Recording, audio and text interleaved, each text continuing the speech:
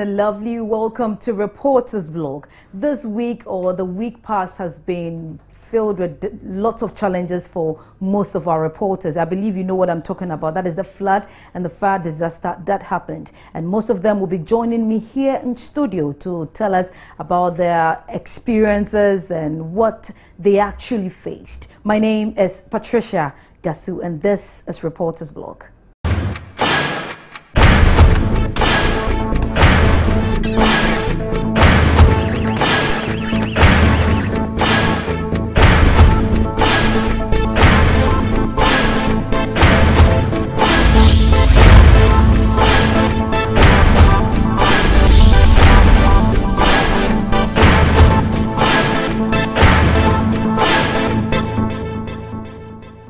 And welcome back. I have with me David Ando. I believe you've been seeing most of the pictures on my Joy Online. Those are the pictures I'm actually talking about. He's the man behind it. Welcome, David, to Reporters Blog.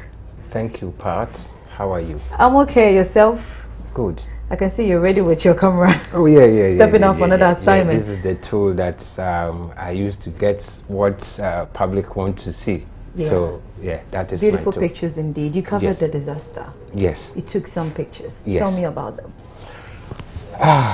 I've been taking a lot of pictures, and if you ask me to tell you about all, it will be, I mean, a lot of Eventually work. take all the time. Okay, so let's just focus on the flood and fire disaster that happened. It's a very sad and solemn moment, and I just cannot imagine it. Yes, this particular tragedy, I describe it as pre-judgment day, I mean, thing. Because I haven't seen a tragic incident like that. Fire and water are struggling to kill human beings. And, you know, when that occurred, I heard it during the night, but I thought it was one of our normal tragedies. So that time I had closed from work, I was going home, and I got to Malam Junction, and I saw that the whole place was flooded. Then I got out of that car, I started taking some pictures. Pictures, and then after a few minutes, I couldn't continue because it was, I mean, I was going closer to danger zone. So I just continued to the house, and the early morning I came back. I started my assignments at Malam Junction. I went through. But then you hadn't heard about the disaster? I had heard it, but because it wasn't here alone. Okay. Because it was fire and floods. You understand? Okay. So any news a journalist wants, it was all over. And I was doing a general coverage. My focus was not only on the fire and flood thing. So I was just moving around. I did some coverage before I came to the place. So when I got there, I was coming from Adabraka official town.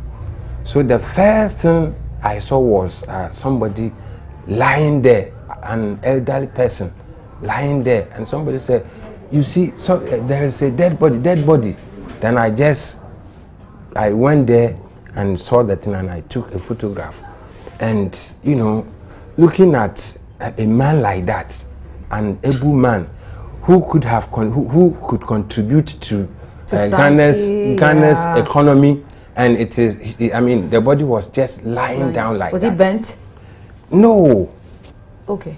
No, that body was not. I didn't see anything about burns or something. I mean, he got drawn. Okay. He got drawn. Then I took that picture. Okay. Then I went to where the thing occurred, and in fact, it was devastating.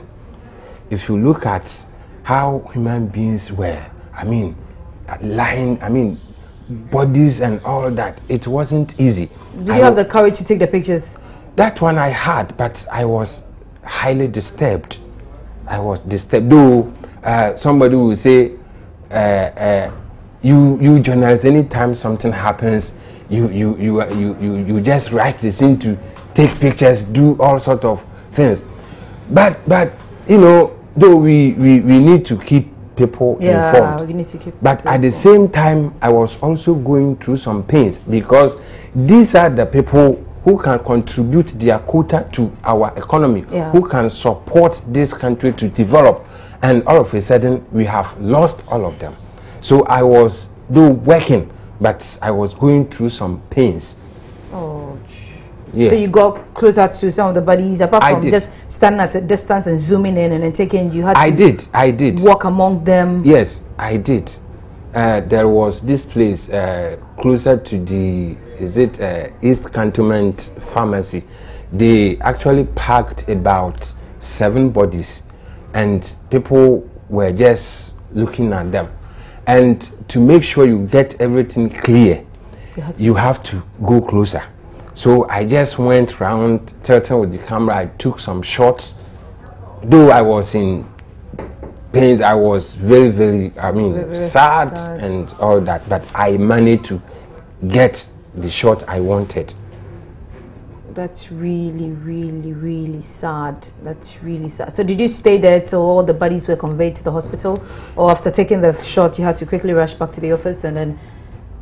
Interesting. When something of that happens, especially for photojournalists, you don't need to stand at one place. You need to because the moment you finish taking a shot, that thing is gone. You should get some new updates, because if you don't do this, the pictures or the scene that could actually sell, you will never get it. You will never get exclusives, because we call it photo opportunity. Okay. If you go to a program like that and you just focus on one direction, the next day or a few hours you see your competitors are showing some fantastic. I want to ask, all these years that you've been a photojournalist, how would you describe this particular one? Unprecedented. I haven't seen this thing before. Water and fire killing human beings at the same time. It's really sad. Very sad.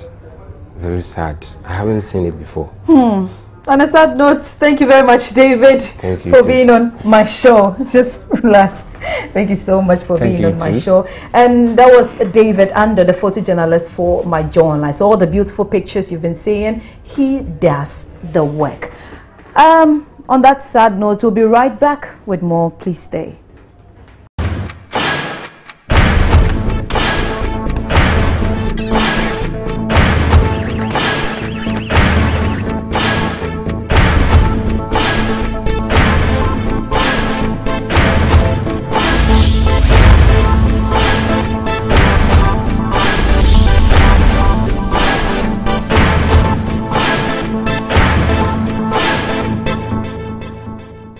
Welcome back. And still on the disaster, I have Francis Aban here with me in studio. Welcome to Reporters Blog. Thank you. Francis, you went to Odorna. Yeah.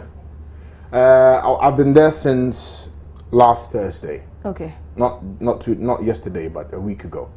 And it's been a very, very difficult time for me, I must say.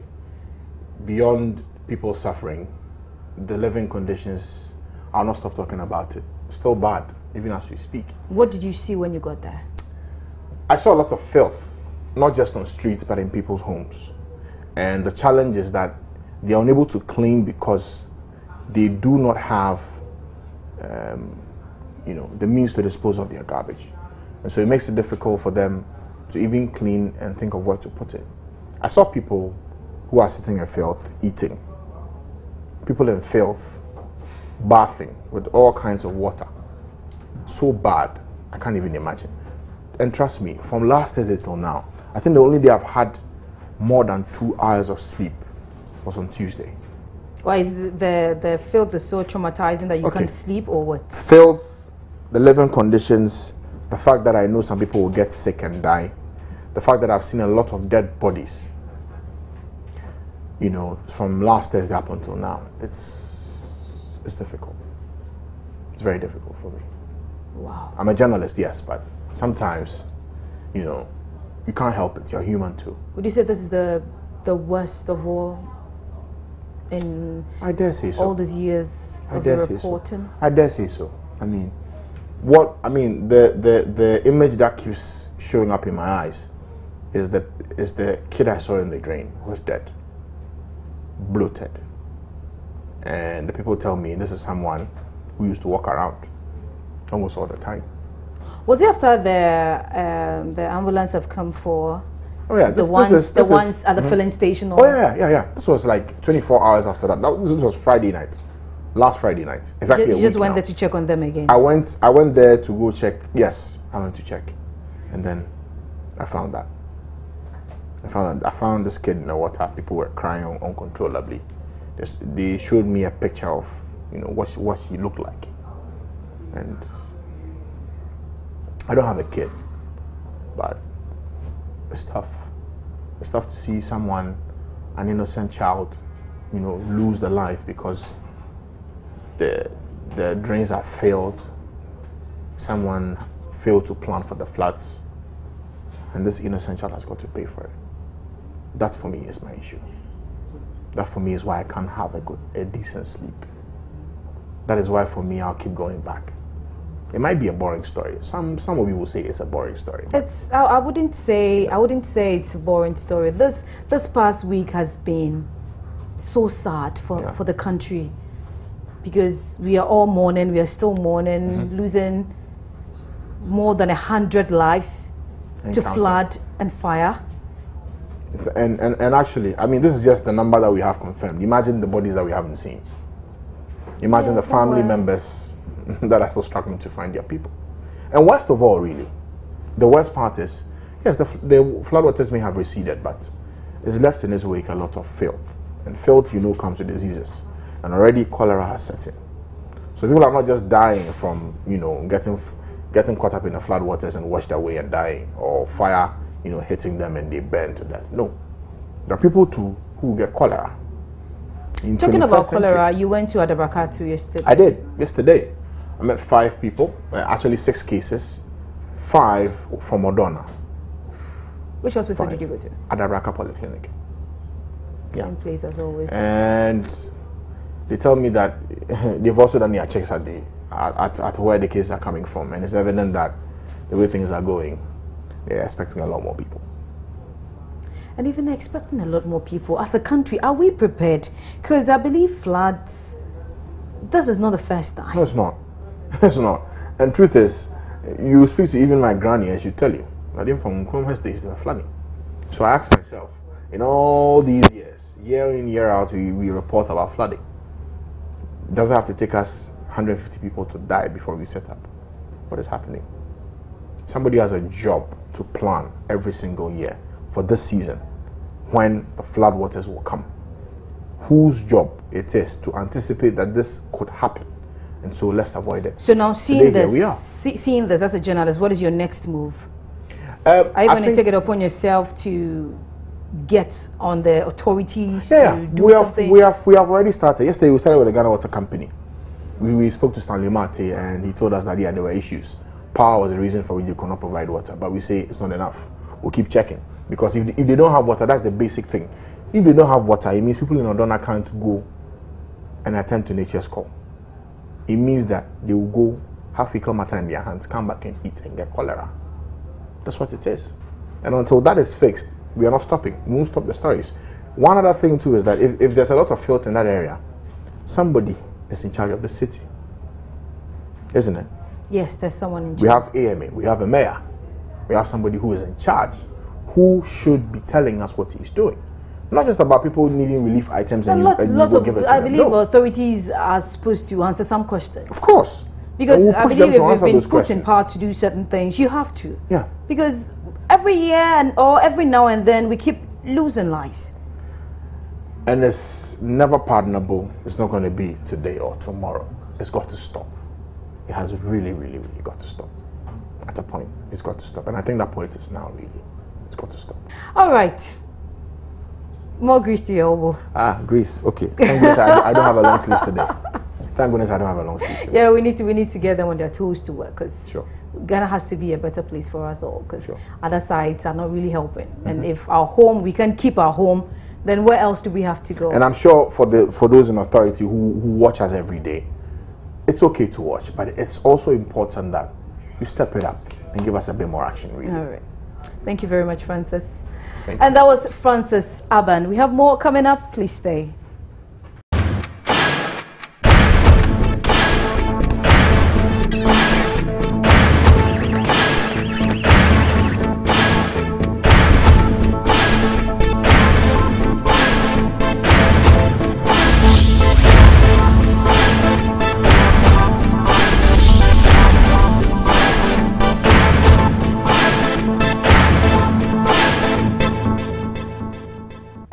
Welcome back. Now I have in studio Nadede Tete.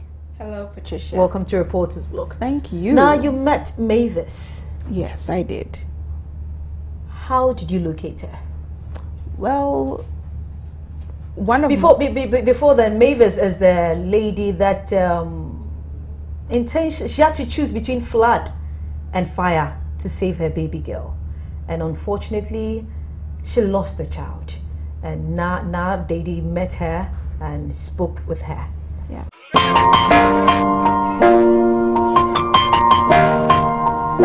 It's been a long day without you, my friend. Indeed, Mavis. Catherine, tell us how it happened.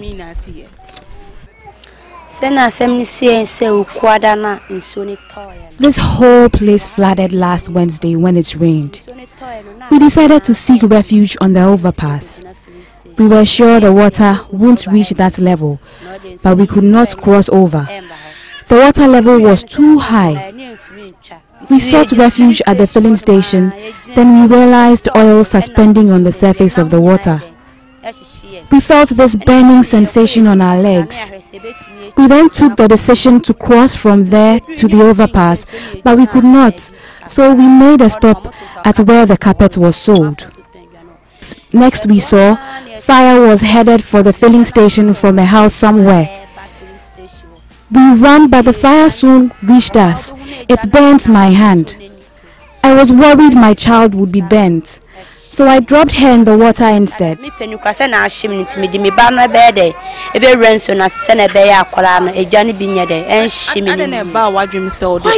that decision? It was the fire. Look at what it did to me, an adult.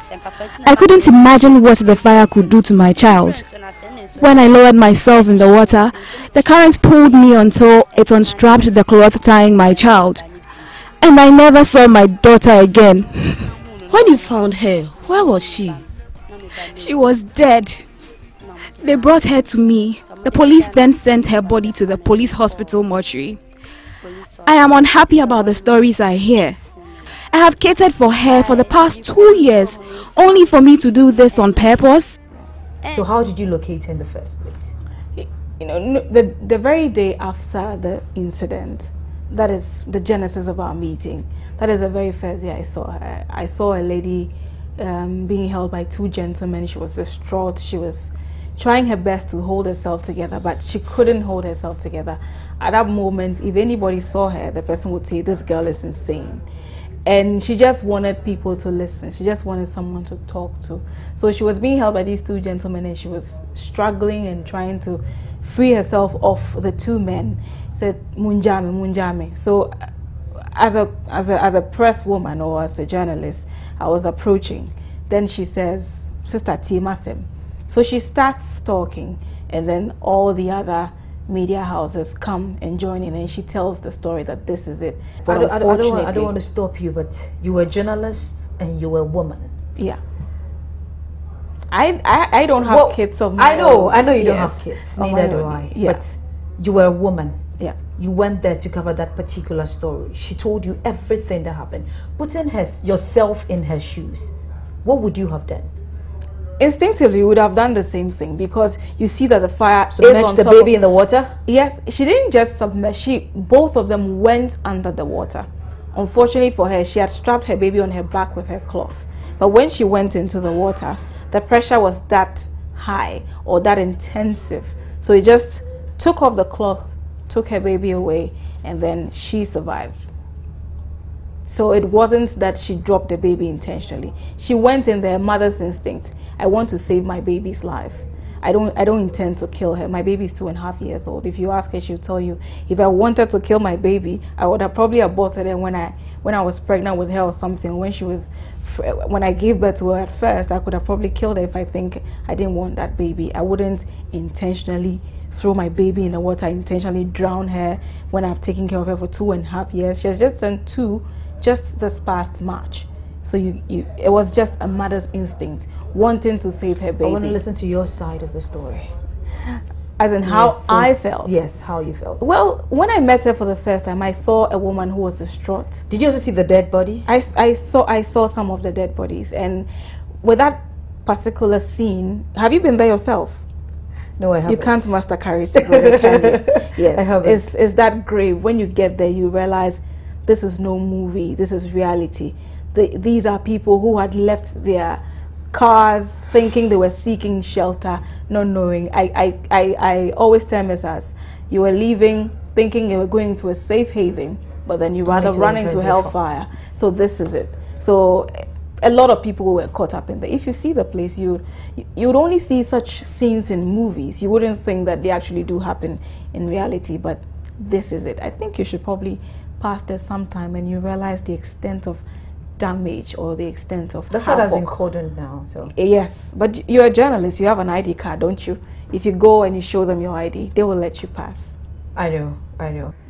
We're just hoping that the authorities will take over. Yes, that's because a lot of these people, they don't just need medical, they don't just need the pharmaceuticals and the food and everything. A lot of them do need psychological help. Yeah. Mavis is one of the people who does need psychological help because even the journalists, the press, all those that went there to cover the story and everything, everyone needs counseling because it's so traumatizing. Yeah, and there are a lot of survivor stories out there that we haven't heard. Would we say is next to the stadium disaster? It's worse. I can say that is worse. It's worse because watching people burn before you and you can't do anything about it. I mean, there was little time for people to even think. So instinctively, the fire is there and you think, okay, the fire is on top of the water, let me just go beneath it, forgetting that you can't swim. You can't face with death and there is no... Being caught between the devil and the deep blue sea, that's it. So you have people burning and drowning at the same time. There's nothing much you can do about it. But so sad. It has been a sad week though. Thank you so much, Nadede. Thank you too, Patricia. Okay. And now to the sound bites of the week. Every 4 years, this is happening to us. If I'm not lying, I can tell you we are experiencing this every 4 years, and then from our place to other place, when you cross the gutter, a very big gutter, you can see everything. Every 4 years, everything will mash, or I don't know how to explain that to you, and then you come back to zero. Our telling, mattress, and everything in the room. If you don't run from the room, I think you lose your life. Well, so the ones that happened last week, it looks like the debris are still here. How is it affecting you? A lot. Very, very big, a lot. It's more than what happened last 16 years ago. It has been a sad week indeed, but we pray that the departed souls will have a peaceful rest. My name is Patricia Gasu.